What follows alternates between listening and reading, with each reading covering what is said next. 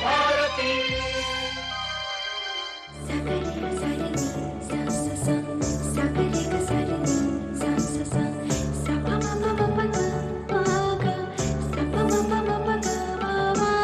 सखी सहेली।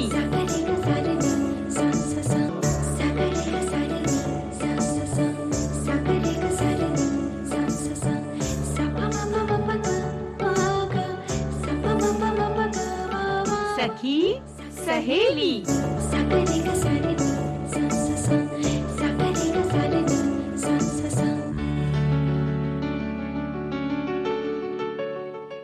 सभी सखियों सहेलियों को रेणु चतुर्वेदी और विधि प्रवीण जैन का नमस्कार। आज भाई 11 मई, क्या खास बात है? 11 मई अपने आप में बहुत खास है ना। आज सन 2000 में जनगणना हुई थी और उस जनगणना में हमने 1 अरब का आंकड़ा पार कर लिया था। जनगणना बिल्कुल सही कहा तुमने कि प्रति 10 वर्ष में होती है, ये तो सभी जानते हैं हमारे साथी। लेकिन हाँ, 2000 में 11 मई के दिन ही हमने 1 अरब का आंकड़ा छू लिया था और नई दिल्ली में जन्मी एक बच्ची को देश का 1 अरबवां नागरिक करार दिया गया। कितनी खुशकिस्मत वाली लड़की है वो। बिल्कुल तो भाई उसका नाम है, लेकिन ऐसी बहुत खुशकिस्मत वाली लड़की हो या कोई 60 की अपनी उम्र में कुछ हासिल करे, वो भी बड़ी खुशकिस्मती की बात है और हम सब के लिए प्रेरणा की बात है। तो आज हम बात करेंगे दादी चंद्रो तोमर के बारे में। जी हाँ, तो ये तो हम बात करेंगे ही, उसके साथ हम बात करेंगे करियर के बारे में, और करियर के बारे में हम बताएंगे ISRO, Indian space research organisation में हम अपना करियर कैसे बना सकते हैं, उसके बारे में भी आज हम चर्चा करेंगे। बिल्कुल, और हम वही चर्चा करेंगे कि विद्यार्थी जो हमारे देश का कहना चाहिए भविष्य है और भविष्य के निर्माता हैं, वर्तमान के भी निर्माता हैं, तो उनके क्या 10 लक्षण होने चाहिए, उनके में क्या खूबियां होनी चाहिए ताकि वो सफल हो सके, है ना? बिल्कुल। और आज के दिन बड़ा अच्छा दिन है, आज है राष्ट्रीय प्रौद्योगिकी दिवस जी। तो आज हम इसके बारे में भी चर्चा करेंगे और जितने भी तकनीकी रूप से जुड़े हुए लोग हैं, या आज जैसे हम इसरो के बारे में बात कर रहे हैं, तो इन सब से जुड़े हुए लोगों को आज का दिन बड़ा महत्वपूर्ण होता है। जी हाँ, तो उन सबको बधाई हो।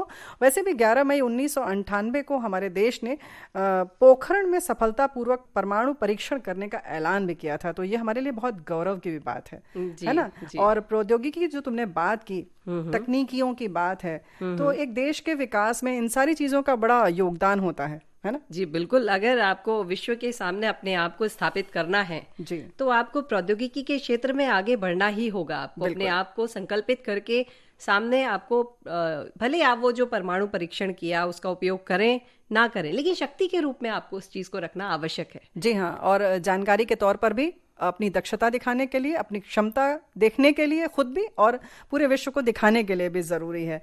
और वैसे भी जैसे तुमने कहा ना कि तकनीकी से जुड़े हुए लोग, वैसे तो हम हो सकता है कि जानते हों नहीं जानते हों, लेकिन हम सब जो तकनीकी से या कला से जुड़े हैं, तकनीकी से नहीं जुड़े हैं, वो भी कहीं ना कहीं तकनीकी से तो सभी जुड़े हुए हैं ना। हर व्यक्ति तकनीकी से जुड़ा है, बिना उसके तो आज के जीवन को आप सोच भी नहीं सकते कि जीवन हो सकता है। जी। हम बात कर रहे थे परमाणु परीक्षण की, तो बड़ी रोचक सी कहानी है इसकी कि पूरे विश्व ने ये मान लिया था कि भारत परमाणु के क्षेत्र में कुछ कर नहीं सकता, और यहाँ तक कि ये हाल था कि लोग चाहते भी नहीं थे कि हम कुछ करें। और हमारे पृथ्वी पर, हमारे भारत के ऊपर विदेशों के उपग्रह भी घूमा करते हैं और उन उपग्रहों से हमारे देश की जानकारी उन तक पहुंचती है। तो उन सभी उपग्रहों से छुपते छुपाते इस परमाणु परीक्षण को किया था और 13 मई तक 5 परमाणु धमाके कर लिए थे भारत ने, और अपना नाम एक ठप्पे के साथ रख दिया था विश्व के सामने।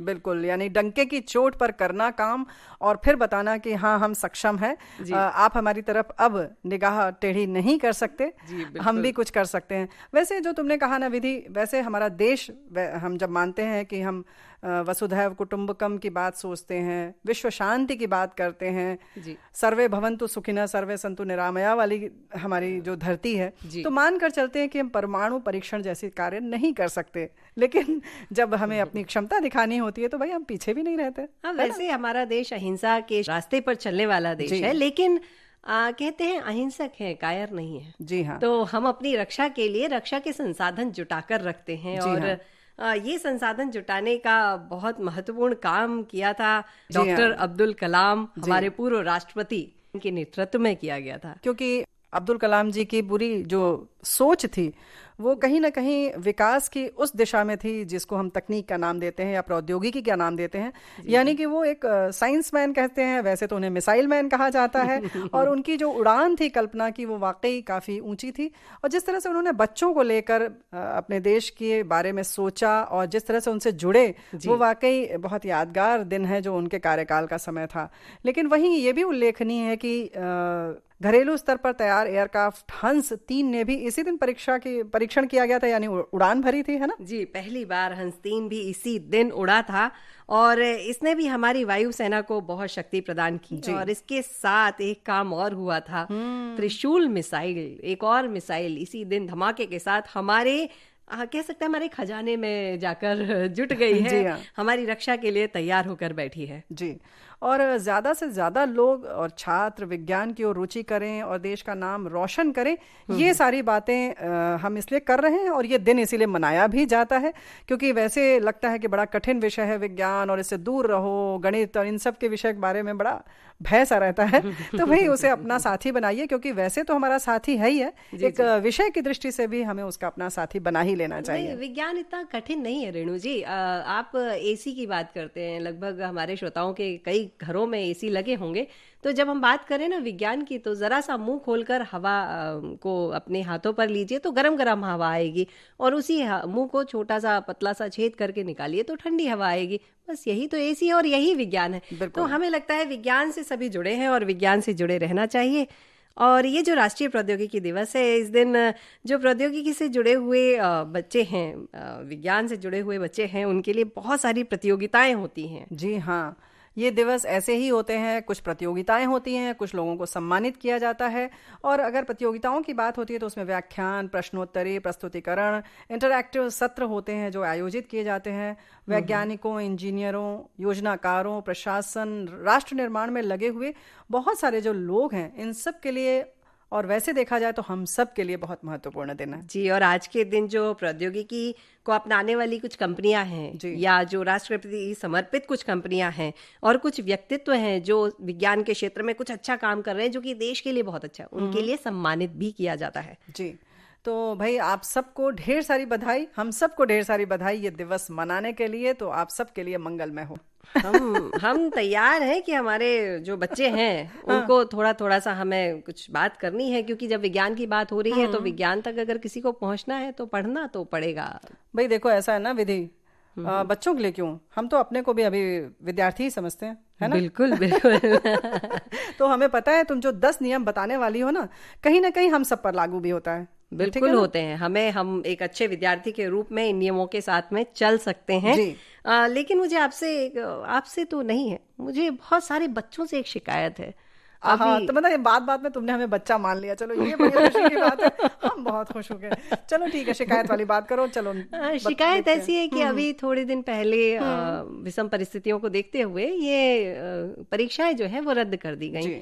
और परीक्षाओं को रद्द करना कहीं ना कहीं एक हमारी मजबूरी थी, हमें करना नहीं था पर करना पड़ा, ऐसी परिस्थिति आई। पर कुछ बच्चों ने इस चीज को अपनी खुशी में ले लिया, हालांकि इससे उनका बहुत नुकसान हुआ है, ये वो बात समझ नहीं पा रहे हैं। देखो बच्चे होते हैं। अब हम बच्चों की तरफ से ये बात इसलिए बोलते हैं, जैसे तुमने कहा कि विषम परिस्थिति, भाई बच्चे हैं, उन्हें कैसे पता कि ये स्थिति कितनी विषम है, कितनी सम है, कितनी अनुकूल है, कितनी विपरीत है। ऐसे ही होता है ना, जब एक बच्चा ऐसी खिलौने का या ऐसी कार का जिसमें कि टीन है या कुछ कील लगी हुई है, वो उसकी जिद करता है और माँ कहती है नहीं देना है, तो उस समय उसको अपनी माँ भी ऐसे लगता है दुश्मन है। अरे ये इतनी सस्ती सी चीज मुझे क्यों नहीं दिला रही है, या मुझे इस पतली सी उसमें दीवार पर चलने क्यों नहीं दे रही है।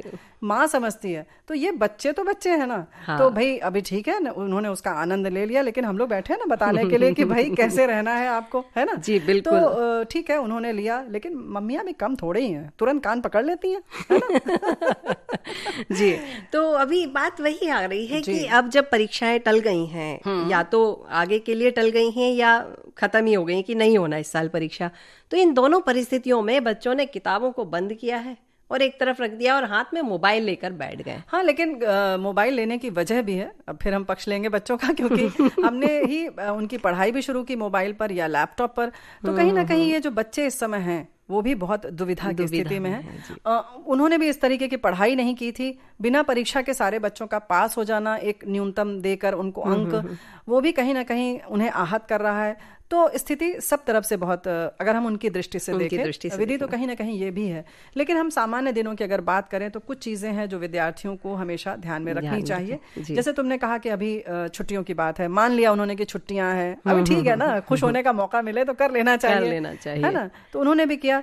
लेकिन जो चीजें हैं, नियम हैं पढ़ाई के, अनुशासन के, उन सब का बराबर पालन हर समय करते रहना चाहिए। ये विद्यार्थियों पर भी लागू होती है बात और हम सब पर होती है। बिल्कुल, कहते हैं ना, अनुशासन का पालन करना चाहिए। अगर आप, जैसे आपने कहा कि आप अभी भी विद्यार्थी जीवन जी रही हैं, तो हमें उस विद्यार्थी जीवन की जो मर्यादा है, आप आराम कीजिए, खेलिए, कूदिए, मस्ती कीजिए, लेकिन विद्यार्थी जीवन की मर्यादाओं का भी ख्याल रखिए।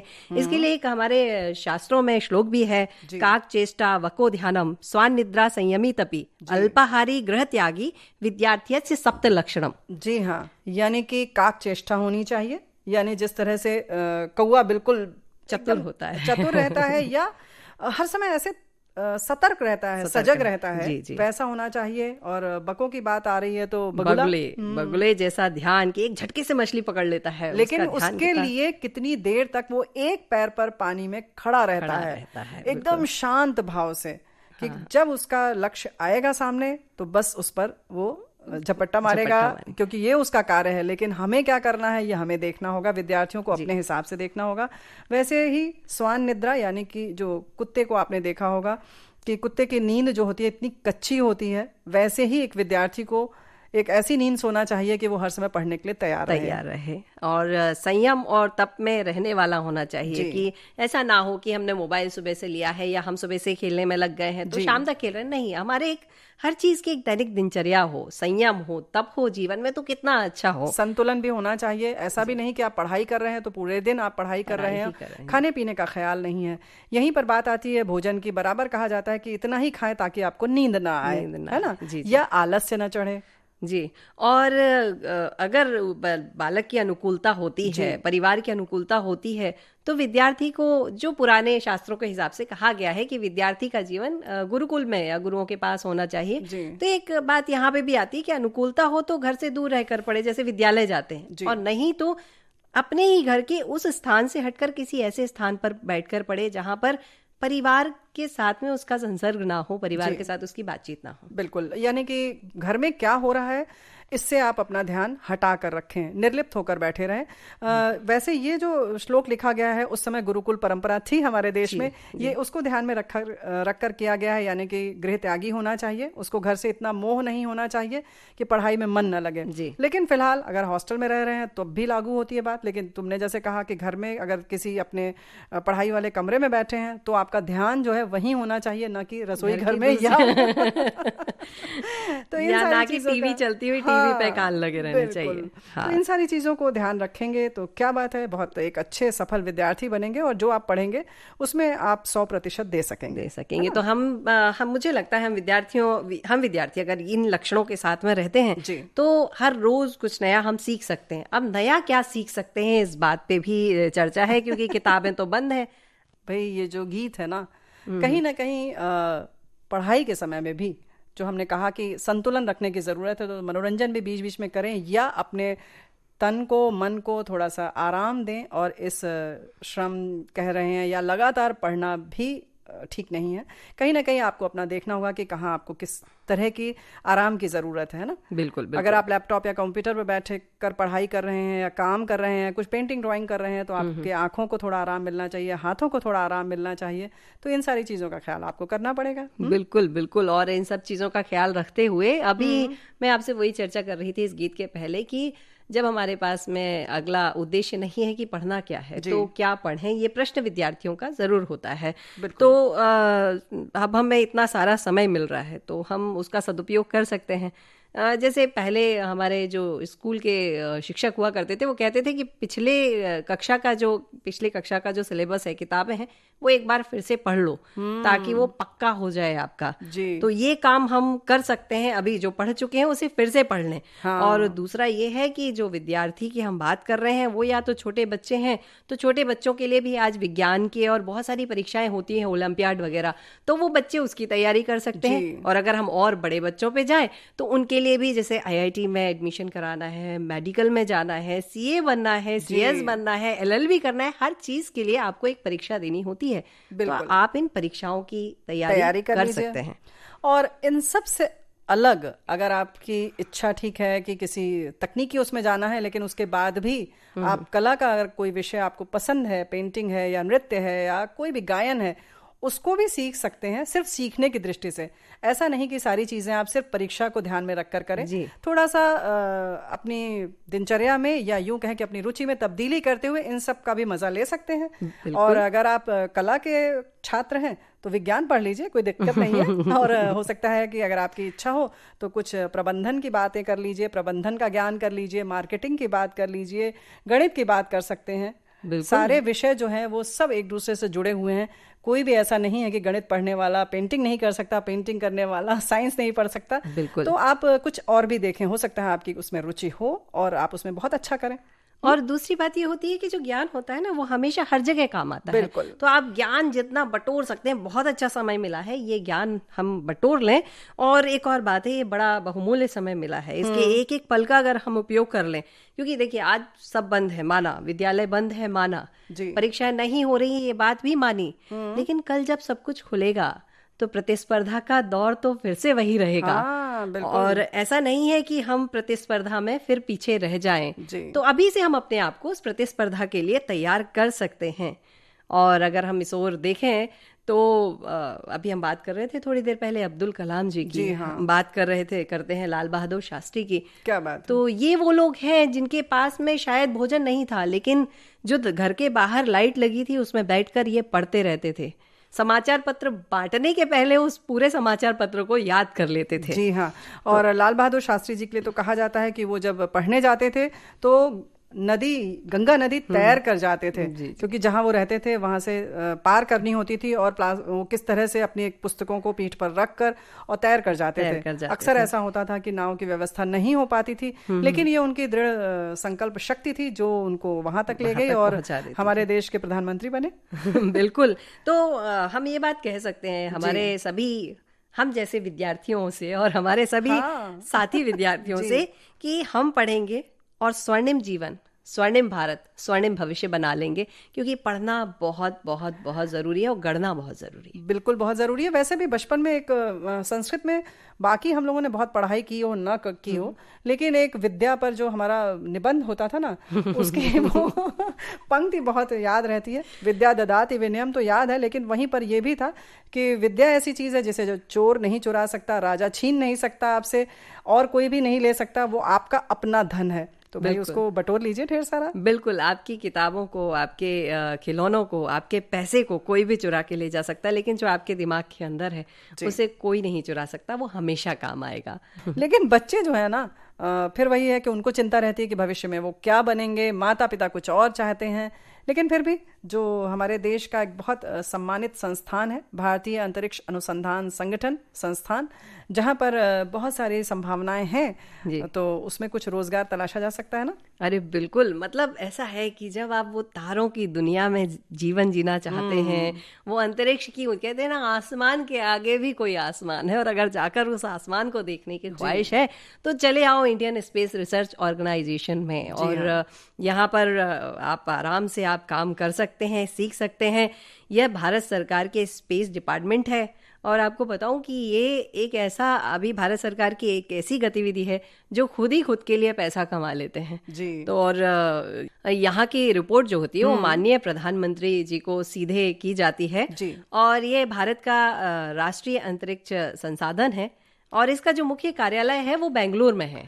देखो ऐसा है ना कि जैसे तुमने कहा कि माननीय प्रधानमंत्री जी को, क्योंकि जाहिर है कि उपग्रहों का विकास और भू प्रणाली का विकास है, इसमें उसका पूरा एक तरह से लेखा जोखा रखते हैं, विकास की गति बताते हैं और भविष्य में क्या होने वाला है ये सारी चीजें बताते हैं, और हमारे देश का पूरा भविष्य इससे जुड़ा हुआ है। तो जाहिर है माननीय प्रधानमंत्री की पूरी निगाहें उस पर टिकी रहती हैं और इसलिए ये सीधे उनके प्रति जवाबदेह होते हैं। बिल्कुल। और जाहिर है कि हमारे देश का कह सकते हैं हृदय है बिल्कुल है। तो सभी की जान अटकी रहती है, सभी का ध्यान लगा रहता है, सबकी आंखें चमकती रहती है कि अब क्या होगा, अब क्या होगा, अब इसरो क्या बताने वाला है ना। जी बिल्कुल। और इसमें बहुत सारे इंजीनियर काम करते हैं, 17,000 से भी लगभग हैं इंजीनियर जिसमें काम करते हैं, और इसी तरह से एक बड़ी संख्या इसमें जुटी हुई है। बिल्कुल, मतलब 17,000 लगभग इंजीनियर अगर वहां पर काम कर रहे हैं, इसका अर्थ ये है कि आपको वहां पर काम करने की संभावनाएं भी बहुत अधिक हो जाती हैं काम मिलने की। ये जो इसरो है, इंडियन स्पेस रिसर्च ऑर्गेनाइजेशन, भारतीय अंतरिक्ष अनुसंधान संगठन, इसकी स्थापना विक्रम अंबाला साराभाई जी ने की थी और ये बड़े वैज्ञानिक थे। इन्होंने देश के लिए बहुत सारे काम किए और जिसमें से एक बहुत बड़ा काम था इसरो की स्थापना करना। जी बिल्कुल। तो जो लगातार कुछ न कुछ कार्य अंतरिक्ष के लिए करते रहते हैं, और ये जो संस्थान है और भारत की जो स्पेस एजेंसी है दुनिया की शीर्ष 5 स्पेस एजेंसी में शामिल है, और जाहिर है कि ये अपने बहुत अच्छे प्रदर्शन के कारण ही है, इतना बेहतरीन प्रदर्शन कर रहा है इसरो, इसलिए है। तो आप इसमें अपना भविष्य तलाशिए, और युवाओं के लिए चुनौतीपूर्ण अवसर ये उपलब्ध करवाता है और वहीं इनोवेटिव टेक्नोलॉजी भी विकसित करता है।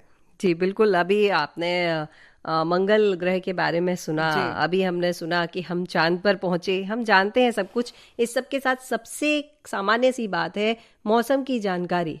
आपके मोबाइल पर बार बार आता है कि आपके स्थान पर कितना टेम्परेचर है, कितनी गर्मी है, कितनी ठंडक है, कितना ये वायु का दबाव है और कहाँ बारिश होने वाली है। सिर्फ जानकारी नहीं देता बल्कि पूरे चित्र हमें खींच कर दे देता है, जो कि पहले हम सिर्फ ये जुबानी सुनते थे।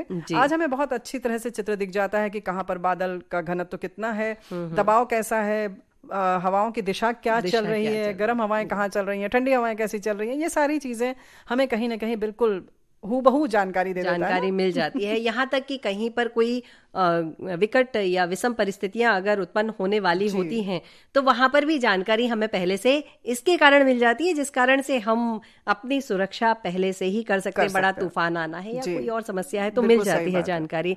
तो ये बहुत अच्छी, मैं कहूँगी बहुत अच्छी नौकरी है जिससे आप लोगों का पहले से ही भला कर सकते हैं। बिल्कुल। इसमें अगर हम बात करें नौकरी मिलने की, तो विधि जो हमारे ग्रेजुएट होते हैं यानी जो स्नातक हो चुके हैं, उनमें अलग अलग विधाओं में, उन विधाओं का नाम हम बता दें। बिल्कुल। देखिए, आपको अगर यहाँ पर काम करना है तो सबसे बड़ी बात है साइंस की बात है, विज्ञान की बात है, तो आपको विज्ञान से जुड़ा हुआ तो होना ही चाहिए जी। और विज्ञान से अलग अलग जो भाग हैं, विभाग हैं, हर विभाग से वहाँ पर लोग होते हैं, तो विज्ञान से जुड़ा हुआ व्यक्ति है। और अगर उसने इंजीनियरिंग किया हुआ है तो इलेक्ट्रॉनिक्स का है, मैकेनिकल का है, इलेक्ट्रिकल, सिविल, कंप्यूटर साइंस के जो इंजीनियर्स हैं उन्हें भी यहाँ पर नौकरी मिलती है जी। और वैसे ही साइंटिस्ट हो या इंजीनियर के पद पर आपके पास BE, B Tech, BSc engineering, ITI, diploma, MPhil, MSc और फिर तो आप पीएचडी, जितनी भी आपके पास डिग्री हो कम है जितना पढ़ लेंगे उतना कम है। बिल्कुल। तो जिन उम्मीदवारों ने civil, electrical, mechanical, computer science जैसे क्षेत्र में कोर्स किया है वे आवेदन कर सकते हैं, और उम्मीदवार के पास कम से कम 65% अंक होना ही चाहिए। हाँ, इससे कम अंक वाला अगर फॉर्म जाता है तो वो वापस भेज देते हैं, वो लेते ही नहीं है। अब एक और बात है कि उम्र की सीमा, जन्म का बंधन यहाँ पे भी लागू हो जाता है। तो उम्र की सीमा यहाँ पर इतनी है कि अगर आप सामान्य कैटेगरी से हैं तो आपको 35 वर्ष तक आप यहाँ पर फॉर्म भर सकते हैं और परीक्षा दे सकते हैं, और जो विशेष कैटेगरी वाले हैं उनके लिए 5 वर्ष की छूट दे दी जाती है। यानी कि जैसे और भी हमारी सरकारी नौकरियों में है वही वैसे आयु सीमा है। जी। और अगर आप पहले से करना चाहते हैं तो 12वीं के बाद आप इसरो से अगर जुड़ने के लिए सोच रहे हैं तो आप पहले से तैयारी कर लीजिए, और सबसे पहले आपको इंजीनियरिंग की डिग्री हासिल करनी होगी, और इसके लिए आपको 12वीं का विषय जो होगा आपका मैथ्स, फिजिक्स होना ही चाहिए। और फिर इंजीनियरिंग की पढ़ाई पूरी करने के बाद इसरो में शामिल होने के लिए आपको सेंट्रलाइज्ड रिक्रूटमेंट बोर्ड में आपको परीक्षा देनी होगी। फिर आप उस प्रवेश परीक्षा में आपको जाहिर है सफल होना जरूरी है। जी बिल्कुल। इसकी वेबसाइट है www.isro.gov.in। जैसे ही इसके फॉर्म्स निकलते हैं आपको जानकारी मिल जाती है अलग अलग पोर्टल से, आप जाकर यहाँ पर अपना फॉर्म भर सकते हैं। फॉर्म भरने के बाद आपके जो फॉर्म आपने भेजा है उससे आपको शॉर्ट लिस्ट किया जाएगा। फिर आपको एक परीक्षा देनी होगी, लिखित एग्जाम, लिखित परीक्षा। उस परीक्षा में आपने जो विषय चुना है, जैसे आपने इलेक्ट्रॉनिक्स एंड कम्युनिकेशन विषय चुना है, तो उससे जुड़े हुए सवाल आपसे किए जाएंगे। उन सवालों का उत्तर देना होगा और उसके बाद जब आप यहाँ पास हो जाते हैं तो फिर आपके विभिन्न विभागों में इंटरव्यूज होते हैं। 3-4 पैनल में आपके अलग अलग इंटरव्यू होते हैं। उसके बाद आप चुने जाते हैं, मतलब बराबर ठोक पीट कर मांझ कर निकाला जाता है और उसके बाद आपको उम्मीदवार की तरह नियुक्त कर लिया जाता है। और क्या जरूरी नहीं है कि आप 12वीं के बाद इस तरीके का कठिन कठिन विषय लें, जैसा अभी विधि ने बहुत सारा बता दिया, हम लोग तो घबरा गए। लेकिन भाई कुछ ऐसे लोग भी हैं जो ये भी बताते हैं कि आप कुछ भी कर रहे हो, किसी भी उम्र में हो, और अगर आप में जज्बा है तो आप कुछ भी कर सकते हैं। बिल्कुल कुछ भी कर सकते हैं। ऐसी मिसाल है चंद्रो तोमर जी, दादी चंद्रो तोमर, है ना? जी जी बिल्कुल। मतलब ऐसा है कि कहते हैं ना, हमारी माएँ हैं, हमारी सासू माँ है, इन लोग के पास बैठो तो इनके पास एक ही बात होती है, अब तो हम बूढ़े हो गए हैं। तो ये जो बूढ़े हो गए हैं शब्द है, इस बात को, इस बूढ़े शब्द को इन्होंने नकार दिया। बिल्कुल। और वैसे भी बार बार कहा जाता है कि ये सिर्फ आंकड़े हैं, और केवल बूढ़े हो के मतलब लोग तो ये सोचने लगते हैं कि अब हमें नए कपड़े नहीं खरीदने हैं, हमें ये नहीं करना है, अब हम नया कुछ नहीं करना है। लेकिन देखो किस तरह से नया इन्होंने किया। आप सब, हमारे बहुत सारे साथियों ने वो फिल्म भी देखी होगी, सांड की आंख, लेकिन वहीं पर इनके बारे में भी बहुत सारी बातें भी सुनी होगी जी। तो भाई हम बता दें कि चंद्रो तोमर जी का जन्म 10 जनवरी को 1932 में उत्तर प्रदेश के बागपत जिले में हुआ और जीवन संघर्षों में बीत गया और 15 वर्ष की उम्र में ही विवाह हो गया। अब विवाह के बाद पहले का समय ऐसा था कि बच्चे भी बहुत होते थे, तो 5 बच्चे हो गए। 5 बच्चों के और बच्चे हुए तो वो लगभग 12 पोता पोती हो गए। उनकी देवरानियां थी, वो सब मिला के एक बहुत बड़ा कुनबा उनका खुद का स्थापित हो गया। जी हाँ, यानी कि जैसे कि होता था संयुक्त परिवार की प्रथा, और उसमें एक बड़े परिवार में रहती थी ये लोग। खेत संभालो, फसल संभालो, फिर घर संभालो, सारे काम करते करते घूमती रही चंद्रो तोमर, और इनकी दुनिया बस इसी के बीच में रह गई, जैसा कि सामान्य तौर पर होता है घरों के साथ होता है। लेकिन इन सब के कामों में शारीरिक और मानसिक रूप से चंद्रो तोमर को ताकतवर बना दिया, और जिसका फायदा उन्हें बाद में मिला। बिल्कुल। और उन्होंने मतलब जितना भी उन्होंने अपने बारे में बताया है, वो बड़े जन सामान्य, बड़ी कहते हैं ना, जिंदगी जिंदादिली का नाम है प्यारे। जी हाँ, बस इसी तरह से वो जीतती रहीं, अपने जीवन में लगातार घर संभालती रहीं, अपने हाथों को, अपनी मानसिक शक्ति को मजबूत करती रहीं, और वो पहुंची यहाँ तक कि लगभग जो उनकी 60 वर्ष की उम्र शुरू हुई जी। अब अगर मैं इसे कहूँ कि अब ये उतर आई थी बगावत पर कि मैंने तो अपने जीवन में जितना कर लिया, अब मेरी पोतियां ये सब नहीं करेंगी जी। मेरी पोतियां अपना जीवन आगे बढ़कर दुनिया के सामने खड़े होकर जिएंगी। जी हाँ। और जाहिर है कि उसमें इन्होंने जिस तरह से, सिर्फ ऐसा नहीं है कि सिर्फ इन पंक्तियों को कहते हुए काम किया, बल्कि साथ में ले जाकर शूटर बनने के लिए अपनी पोती के साथ जाती थी, उनको अभ्यास कराती थी, और उस अभ्यास में इनका कुछ जो हुनर था वो इस तरह से सामने आया कि सब लोग हक्का बक्का रह गए, है ना? क्योंकि जब शूटिंग सिखाने के लिए वो ले जाती थी तो खुद वो बेटी जो थी दिलहार जाती थी, बंदूक गोली और निशाने पर नहीं लग पाती थी, लेकिन बच्ची परेशान, लेकिन घर से छुपते छुपाते दादी लेकर जाती थी, और पर बस यहाँ से शुरू हो गया उनका सफ़र। तो कोच जो थे उनकी पोती के, फारूक पठान ने तो उनके हाथ में यूं ही थमा दी बंदूक, और पहली ही गोली सीधे निशाने पर जाकर लगी। अब जाहिर है कि ऐसे में तो यही सोचेगा ना आदमी कि तुक्का लग गया, है ना? क्योंकि पहली बार कोई इस तरह से, वो भी 60 वर्ष की उम्र में हो और बिना किसी विचार के कि हमें शूटर बनना है, तो यही लगेगा, हम सबको सुनकर भी लगेगा, और जाहिर है कि उन पठान को भी यही लगा बिल्कुल। और बिना चश्मे के खड़ी है एक महिला और सीधा निशाना दाग देती है। अब फारूक पठान को ऐसा लगा कि चलो जरा इनके साथ थोड़े मजे लिए जाए, दादी को थोड़ा हराया जाए, और उन्होंने और छर्रे भरना शुरू किए, एक के बाद एक लगातार निशाने बिल्कुल तीर की तरह जाकर लगते रहे, और वो फारूक पठान को बिल्कुल विश्वास हो गया, यकीन हो गया कि उन्हें अंतर्राष्ट्रीय स्तर का खिलाड़ी मिल गया। और जाहिर है कि इस तरह से जब कई तरह से निशाना जो है बिल्कुल सही जगह पे लगा। और पठान के लिए भी, फारूक पठान के लिए भी, दादी के लिए भी और हमारे देश के लिए भी, क्योंकि अब वो लगभग 30 से अधिक अंतर्राष्ट्रीय मेडल दादी चंद्रो तोमर अपने नाम कर चुके हैं जी। अब द न्यूयॉर्क टाइम्स जो है उसने भी लिखा है इनके बारे में कि घास काटने वाले, गाय का दूध निकालने वाले, गेहूं हाथ से पीसने वाले, हाथों में हमेशा जो काम में लगे रहते थे, उनका शरीर जरूर बूढ़ा दिख रहा है, परंतु दिमाग से ये महिला बहुत तेज है। जी हाँ। और अब अगर बात देखें तो जब हम ये सारे काम करते हैं ना, तो हमारी एकाग्रता और बढ़ती ही जाती है, क्योंकि लगातार आप चक्की चला रहे हो, काम कर रहे हो, ये एकाग्रता बढ़ती रही। लेकिन आपको एक रोचक जानकारी देना चाहती हूँ रेणु जी, कि जब ये जो बंदूक होती है लगभग 2 किलो की होती है। हाँ। और इस बंदूक को हम भी शायद 5 मिनट तक लगातार एक साथ नहीं उठा के रख सकते हैं। बिल्कुल, ये बात तो सही है। हाँ, ये बहुत सरल काम नहीं है। नहीं, लेकिन जो कहते हैं ना कि हमारे यहाँ जो धरती से जुड़े हुए लोग हैं, जो हमारे यहाँ खेती किसानी करते हैं, वो वाकई उनका शरीर जो है वो काफी मजबूत है। शारीरिक रूप से अगर हम कहें तो वो बहुत मजबूत हैं, इरादे तो मजबूत हैं ही, लेकिन संघर्ष करके बहुत तप जाता है शरीर भी तो इस तरह से वो बहुत सशक्त हो जाते हैं, और शारीरिक सौष्ठव जो है वो बहुत मायने रखता है इस समय जी। और ऐसी जो हमारी बहनें जो हैं संघर्ष करके वहां तक पहुंचती हैं, तो मन से भी बहुत मजबूत हो चुकी होती हैं। तो बस इसी तरह से कुछ उन्होंने भी अपनी समाज में जगह बनाई, नाम कमाया, आगे बढ़ी और साथ में लेकर बढ़ी गांव की लड़कियों को भी, और 50,000 से ज्यादा बच्चों को सिखाया और उनका भविष्य बनाया। हाँ, और आपसे मैं अभी बात कर रही थी, वजन वाली जो बात कर रही थी, तो देखिए ऐसा नहीं था कि उनका निशाना सही लग गया तो उन्होंने छोड़ दिया हो जी। मैं वही बात बताना चाहती हूँ कि ये इतना सब होने के बाद भी पानी से भरा हुआ जग लेकर छत पे खड़ी रहती थी लगातार, कि मेरे हाथों को वो ताकत बढ़ती रहे, मिलती रहे जी। और जब इन्होंने 50,000 से ज्यादा बच्चों का भविष्य बना दिया, तो अपने घर की बच्चियों को क्यों हाथ छोड़ देती। हाँ। तो भतीजी सीमा तोमर और पोती शेफाली तोमर, हम जानते हैं इन दोनों के नाम को, अंतर्राष्ट्रीय स्तर पर शूटर हैं, बड़े एक मुकाम अपना हासिल कर चुकी हैं।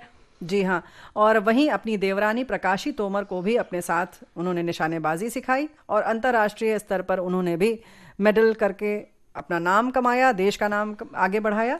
और अकेली महिला है जिन्होंने जीवन के सभी संघर्षों, परिस्थितियों, कर्तव्यों के साथ ये बता दिया कि हम क्या कर सकते, है ना। दादी चंद्रो तोमर और दादी प्रकाशी तोमर जी।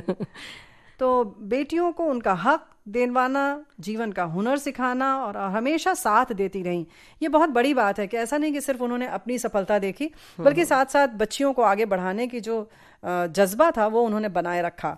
और ये हम जिनकी बात कर रहे हैं, चंद्रो तोमर जी की, 30 अप्रैल 2021 को आपने इस दुनिया को अलविदा कह दिया। अब अलविदा तो कह दिया, ठीक है, आपकी उम्र हो गई थी, आप चली गई, लेकिन हम जानते हैं कि आप जाके भी नहीं गई हैं, क्योंकि आप हमारे पीछे आपने उस केवल एक गांव को नहीं, पूरे देश के हर गांव के हर व्यक्ति के मन में एक बात डाल दी कि भाई हमारी बेटियां कुछ कर सकती हैं और वो किसी भी उम्र में कर सकती हैं। जी हाँ। अब बात एक और अच्छी है कि जो हमारी वेशभूषा है, जो हमारे संस्कार हैं, जो हमने जीवन में किया है, उसको साथ में लेकर आगे बढ़ना, ये बहुत बड़ी बात है। ये उन्होंने एक कहना चाहिए कि मार्गदर्शन किया और बताया कि सफलता के लिए ज़रूरी नहीं है कि आप अपनी वेशभूषा बदलें। उन्होंने बिल्कुल वही जो घाघरा चोली और पूरा दुपट्टा लेकर ओढ़नी के साथ उन्होंने उसको वहीं रखा और उससे उन्होंने बताया कि इन कपड़ों से आपके किसी भी प्रदर्शन पर असर नहीं पड़ने वाला है ना। जी जी।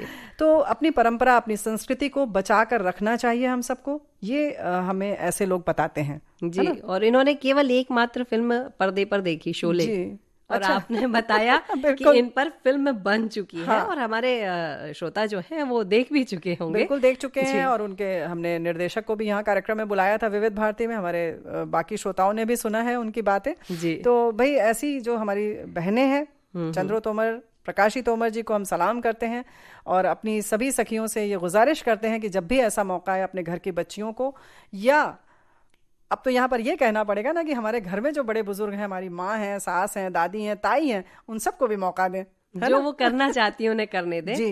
खाट पकड़ने ना दें जी, काम करने दें लगन के साथ। जी हाँ। बेटी पढ़ाओ, बेटी बचाओ और बेटी को खिलाओ, ये बात कहती हैं दादी चंद्रो तोमर। और हम कहते हैं कि अपने घर में बड़े बुजुर्गों का सम्मान करो और उनके मन की उनको करने दो, इसके साथ ये भी कहना पड़ेगा ना। जी बिल्कुल।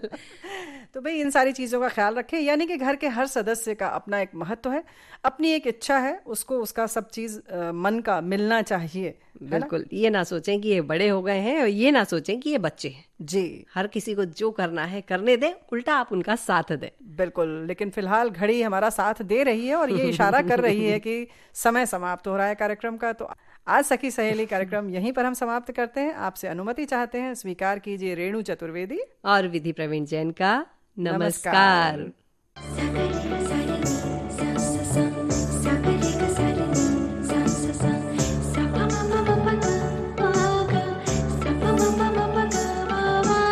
सखी सहेली।